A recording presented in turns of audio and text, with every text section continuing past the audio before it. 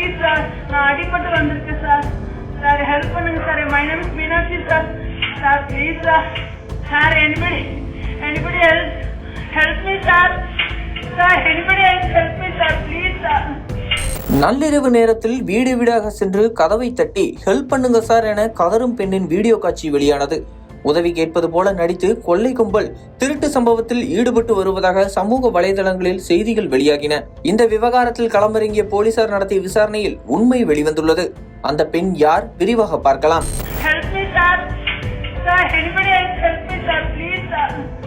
கிருஷ்ணகிரி மாவட்டம் பர்கூர் ஜெகதேவி சாலை பகுதியைச் சேர்ந்தவர் அர்ஜுனன். இவர் வசிக்கும் தெருவில் நேற்று நள்ளிரவு நேரத்தில் வந்த பெண் ஒருவர் அங்குள்ள ஒவ்வொரு வீட்டுக்கும் சென்று சார் ஹெல்ப் பண்ணுங்க சார், காப்பாத்துங்க சார் ப்ளீஸ் என பேசுகிறார். பின்னர் அங்கிருந்து புறப்பட்டு சென்று யாரோ ஒருவரிடம் பேசுகிறார். இந்த காட்சிகள் அனைத்தும் அர்ஜுனன் வீட்டில் பொருத்தப்பட்டுள்ள சிசிடிவியில் பதிவாகியுள்ளது. இந்த காட்சிகள் சமூக வலைதளங்களில் வேகமாக பரவின. வீட்டில் உள்ள நபர்களை உதவி கேட்பது போல நடித்து வெளியே வர வைத்து தாக்கி கொள்ளையடிக்கும் கும்பலாக இருக்கலாம். யார் வந்து வீட்டு கதவை தட்டினாலும் விவரம் தெரியாமல் கதவை திறக்க வேண்டாம் என அப்பகுதி மக்கள் வாட்ஸ்அப் மூலம் இந்த வீடியோவை ஷேர் செய்து வந்தனர். இந்த சம்பவம் குறித்து பர்கூர் காவல்துறையினர் வழக்கு பதிவு செய்து விசாரணை மேற்கொண்டு வந்தனர். இந்த நிலையில் இந்த வீடியோ தொடர்பாக கிருஷ்ணகிரி மாவட்ட காவல் கண்காணிப்பாளர் தங்கதுரை அறிக்கை ஒன்றை வெளியிட்டு விளக்கம் அளித்துள்ளார்.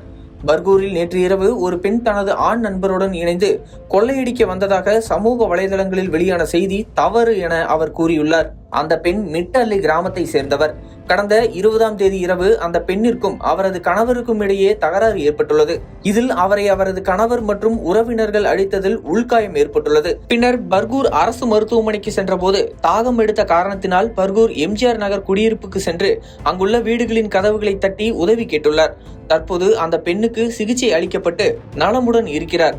தவறான செய்திகளை பரப்ப வேண்டாம் என கிருஷ்ணகிரி மாவட்ட காவல் கண்காணிப்பாளர் கேட்டுக்கொண்டுள்ளார். இந்த சம்பவம் தொடர்பாக கந்திக்குப்பம் காவல் நிலையத்தில் குற்ற வழக்கு பதிவு செய்யப்பட்டுள்ளது. ஆனால் கொள்ளையடிக்க வந்து வீடுகளை அந்த பெண் தட்டியதாக கூறப்படுவது உண்மைக்கு புறம்பானதாகும். எனவே சமூக வலைதளங்களில் பொதுமக்களுக்கு அச்சுறுத்தல் ஏற்படுத்தும் வகையில் தவறான செய்திகளை பரப்புவோர் மீது சட்ட ரீதியான நடவடிக்கை எடுக்கப்படும் என எச்சரிக்கை விடுத்துள்ளார்.